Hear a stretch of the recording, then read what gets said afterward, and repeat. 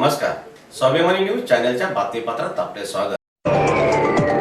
बेटी बचाओ बेटी पढाओ योजनेच्या दशकपूर्ती निमित्ताने जिल्हा प्रशासनातर्फे धुळे शहरात काढण्यात आली रॅली।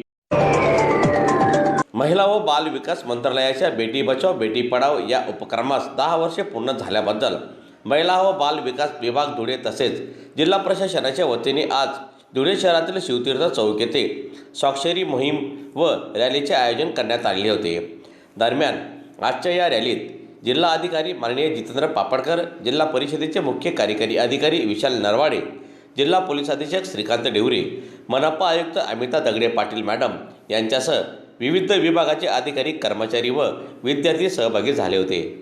बेटी बचाओ बेटी पढाओ या केंद्र शासनाच्या उपक्रमाला 22 जानेवारी रोजी दशकपूर्ती पूर्ण झाल्यामुळे 10 वर्ष पूर्ण झालेले असल्यामुळे आजपासून पुढच्या 6 आठवड्यामध्ये वेगवेगळ्या कार्यक्रमांचं आयोजन करण्याचे केंद्र शासनाचे आणि राज्य शासनाचे निर्देश आहेत।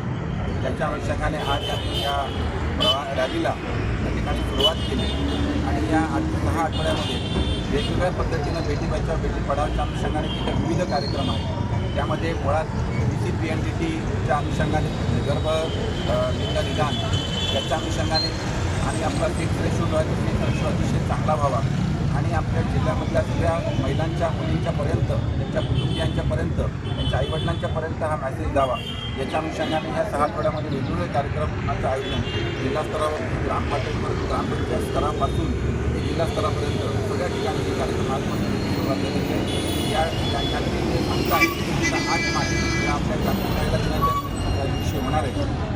या कालावधीमध्ये ज्या संघटनांनी, ज्या ऑफिसर्सनी किंवा ज्या महिलांनी अतिशय चांगलं काम केलं त्यांचा प्रोत्साहन करून त्यांना सत्कार देखील त्यांचा करण्यात येणार आहे आणि खऱ्या अर्थानं महिलांचं जे काही सशक्तीकरण आहे त्याच्यासाठी हा उपक्रम अतिशय प्रेरणादायी करणार आहे। या निमित्तानं मी सर्व जिल्ह्यातील आणि महिलांना, मुलींना आणि महिलांना असाच फक्त संदेश देऊ इच्छितो की आपण जागृत व्हा, आपण शिक्षण घ्या आणि स्वतःला आणि देशाला पुढे नेण्यासाठी प्रयत्न करा।